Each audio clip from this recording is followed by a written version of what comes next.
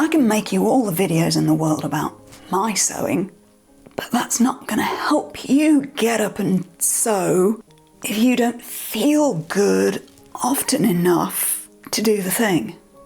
See, some people ask why I make these videos, these sort of get your head straight videos, but 99%, I believe, of getting yourself to make something is wrestling your brain weasels to the ground for long enough that you can actually get something done. So that's why I do this. I don't make these videos because they get a lot of views. In fact, they get fewer than my sewing videos. But I think this is arguably even more important. And that's reflected in the kind of comments that I get. Thank you for those. Evidently you find these helpful. So I love sewing, but arguably as much as or more than sewing, I love the field of what we now call personal growth. And the reason for that is, as I say, that's 99% of the battle. And it's also because I have a story that I haven't told before. And I think it's time to tell you that story, just to assure you that whatever you're feeling, you're not alone in it.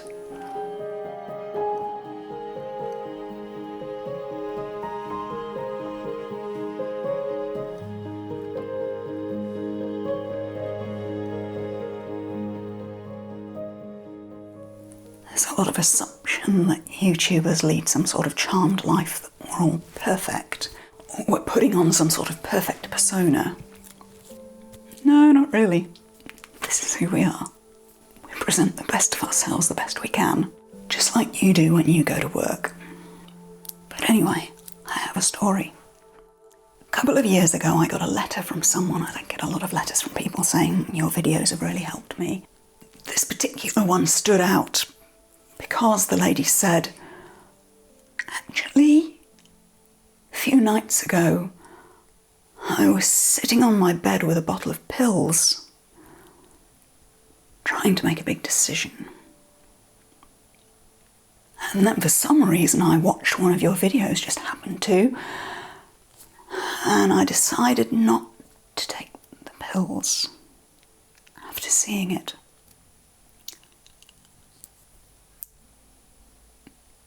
I mean, we're all trying to make reasonably entertaining videos that are helpful, but you don't ever expect to affect somebody's life that way. So that was a stunning and memorable letter from, in itself, but it was particularly meaningful to me because 30 years ago and a month, June 1992, I was in the same boat. It was my first year at university, and I was also sitting on my bed late at night with a bottle of pills, trying to make that same decision.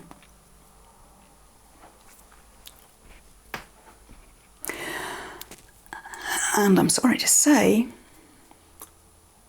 I didn't make the same decision as the lady who wrote me the letter.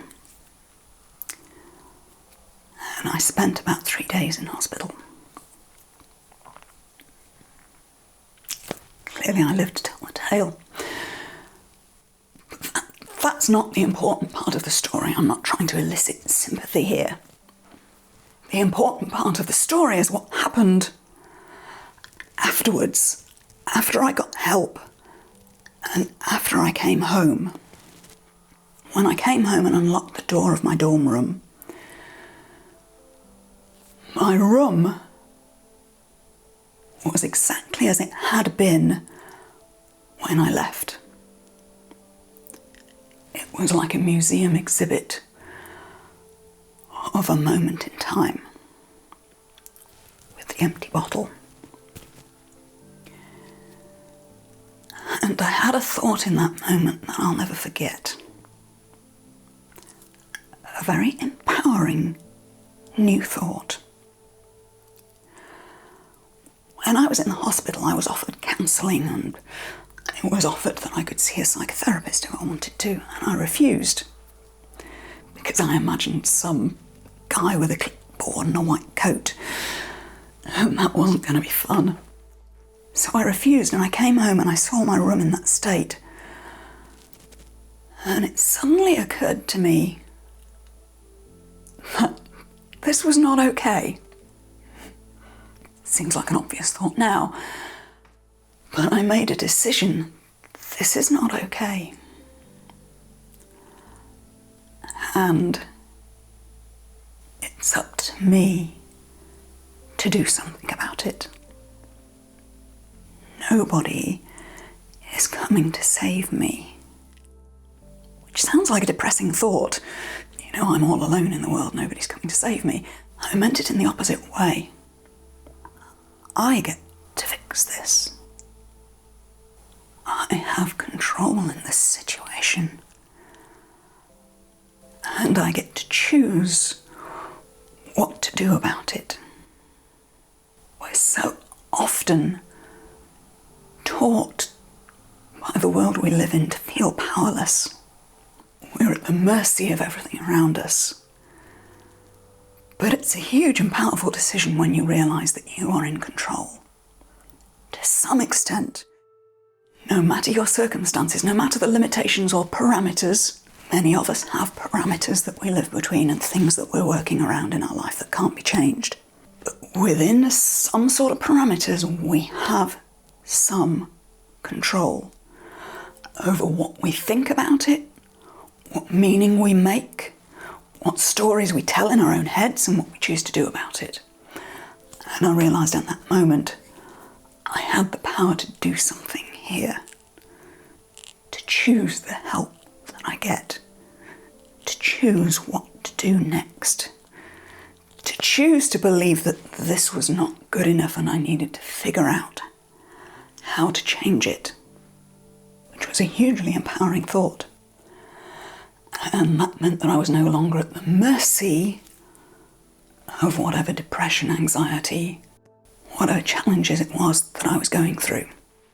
So I went to the library, as any introvert would, and I found the self-help section, and I've never looked back.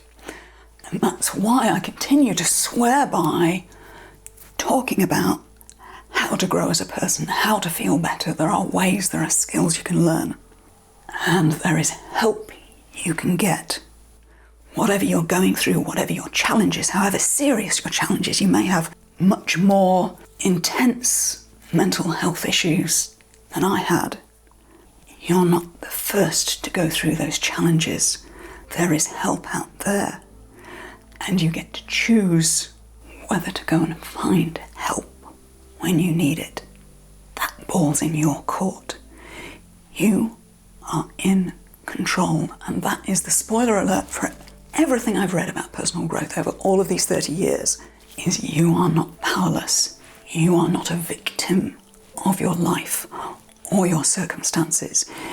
You are in control of how you think about your situation, and you are in control of what you do about it.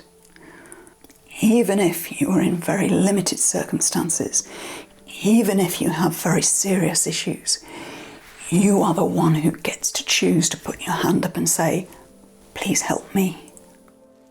You are in control. And you are not alone. Whatever it is you're going through, you're not alone. And let me tell you something else as well, and I'm going to come over here into the common sense corner where your ego can't hear me.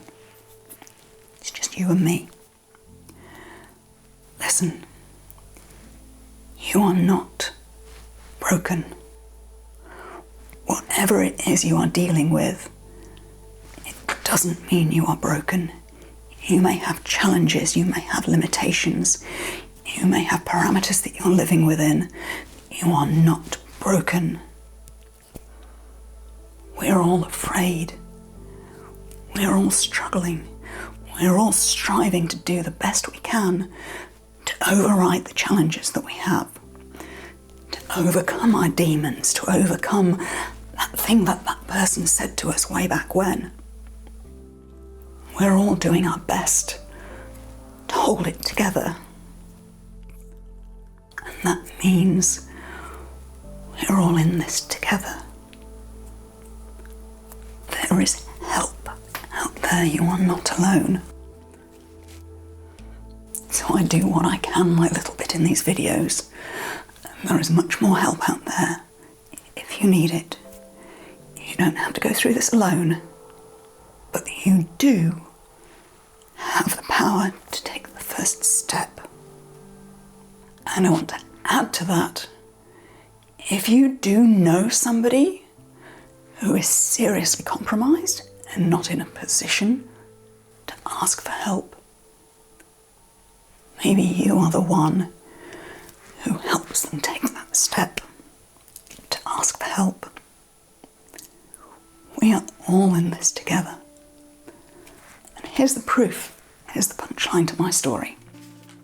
My parents recently moved house, downsized, and in the attic of my childhood home they found a box of my stuff from way back when, including this random piece of paper. This is a very, very throwaway document. This is the piece of paper that I would have had stuck to the door of my dorm room. And this is what we did in 1992 before cell phones. If students wanted to find each other and get hold of each other, we couldn't text each other. So you would stick a piece of paper on your door and stick a pen with a glob of blue tack next to it, so that if somebody came to find you, if you weren't in, they would write a message on your door. That was the best we could do. This particular piece of paper, so I went through many of these, not as many as some people because I was pretty isolated. But this piece of paper says at the top, "Come up and see me when you get back, please." And it's signed Rob. And for some reason he's left the complete date, 9th of June 1992. That's the date I came home from hospital.